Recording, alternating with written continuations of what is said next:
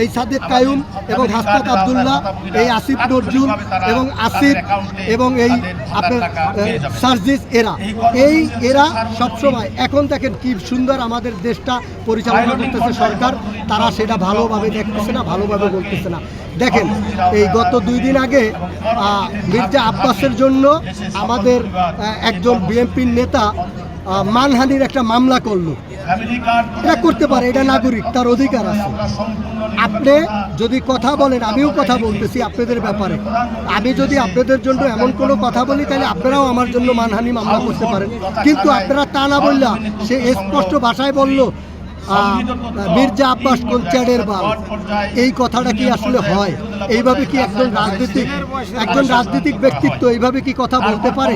আপনাদের সাংবাদিকের কাছে আমার প্রশ্ন। অতএব তারা বেয়াদব এবং তারা রাজনীতির মাঠে বেয়াদবি করতে আসছে, তারা রাজনীতি করতে আসে না।